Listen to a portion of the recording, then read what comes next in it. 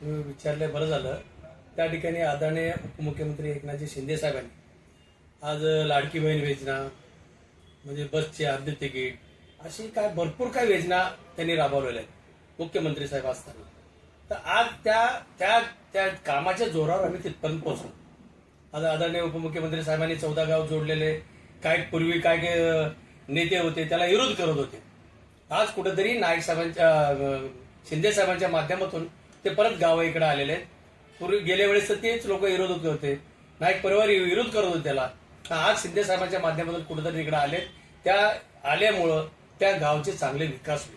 आज त्या गावात बिलकुल विकास नाही, गटर नाही, रस्ता नाही, काय नाही. आज कुठेतरी त्या गावाचा विकास होईल महानगरपालिकेच्या माध्यमातून असं वाटतं.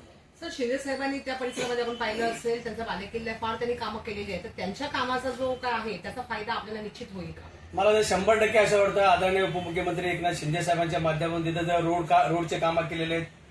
खासदार साहेब श्रीकांत शिंदे साहेबांनी काम केलेले आहेत. त्या ठिकाणी त्यांच्या आज काय नसताना ग्रामपंचायतला भरपूर काही निधी दिलेत. आज मी स्वतःही बघतो, आज कॉन्क्रीट रोड चालू आहे. त्या ठिकाणी कॉन्क्रीट रोड चालू आहे, रस्ते चालू आहे. त्या ठिकाणी आज आदरणीय खासदार साहेब म्हणजे श्रीकांत शिंदे साहेबांनी अतिशय चांगल्या पद्धतीने काम चालू केले. उपमुख्यमंत्री साहेबांनी पण त्या ठिकाणी निधी दिलेले आहेत. भरपूर काय कामं चालू आहेत. आणखीन काय कामं आहेत त्या ठिकाणी. हॉस्पिटलचं गरज आहे.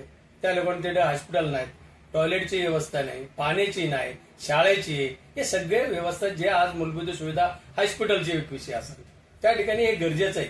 आदरणीय उपमुख्यमंत्री एकनाथ शिंदे साहेबांनी मिटिंग घेऊन सांगितलेले की त्या ठिकाणी मूलभूत सुविधा जे अगोदर लागणार आहेत हे पहिला ताबडतोब द्या त्यांना. जे हॉस्पिटल असेल, रस्ते, दिवाबत्ती या सगळ्या गोष्टी त्यांना लवकरात लवकर, पाण्याचे विषय असेल या गोष्टी द्यायला पाहिजे. एक मिनिट, हा प्रभाग 14चा आहे ना?